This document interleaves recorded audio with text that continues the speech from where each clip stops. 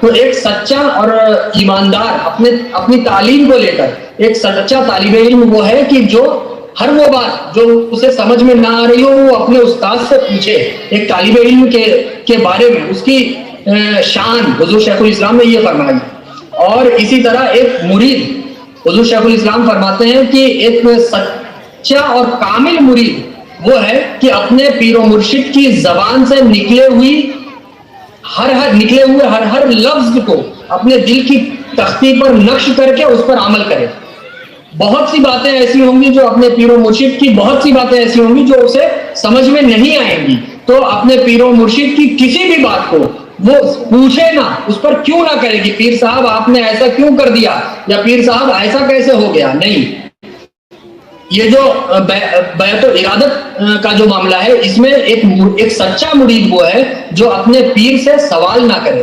پیر کی بات سمجھ میں آئے یا نہ آئے, پیر کی نظر, پیر کی عقل و خیرت جہاں پر دیکھ رہی ہے, پیر کی نظر جہاں پر پہنچ رہی ہے, ہم اور آپ تو گنہگار ہیں, ہماری نظر, ہماری عقل, ہماری سوچ وہاں تک نہیں پہنچ سکتی. میرے پیارے بچوں, میرے عزیز بزرگوں, میری عزت ماں بہنوں, ہم لوگ وہاں تک نہ تو دیکھ سکتے ہیں نہ ہماری عقل وہاں تک پہنچ سکتی ہے. ایک کامل پیر اگر اس کی زبان سے کوئی بات نکل رہی ہے, ہو سکتا ہے ہمیں وہ بات سمجھ میں آ بھی سکتی ہے اور ہمیں وہ بات سمجھ میں نہیں بھی آ سکتی. اگر سمجھ میں آ رہی ہے تو اسے قبول کرنا چاہیے, اگر سمجھ میں نہیں آ رہی ہے تو بھی اسے آنکھ بند کر کے قبول کرنا چاہیے کہ ہمارا پیر نہ جانے کس نظریے سے بول رہا ہو, نہ جانے ہمارے پیر کے سامنے کون سی باتیں ہوں, کون سی ایسی وہ معاملات ہوں جس کی وجہ سے ہمارا پیر بول رہا ہے نا. تو حضرت نے کیا فرمایا, ایک سچا طالب علم, ایک سچا ودیارتھی, ایک سچا اسٹوڈنٹ وہ ہے جو اپنے استاد کی زبان سے اگر کوئی ایسی بات نکل جائے جو اسے نہ سمجھ میں آ رہی ہو تو ترنت پوچھے. اور ایک سچا مرید وہ ہے کہ اپنے پیر کی زبان سے اگر کوئی ایسی بات سن لے جو اسے سمجھ میں نہ آ رہی ہے تو اس پر ہرگز سوال نہ کرے, بلکہ میرے پیر کی زبان سے نکلی ہے اسے اس کا احترام کرے اور اسے قبول کر لے. امید ہے آپ سمجھ رہے ہوں گے.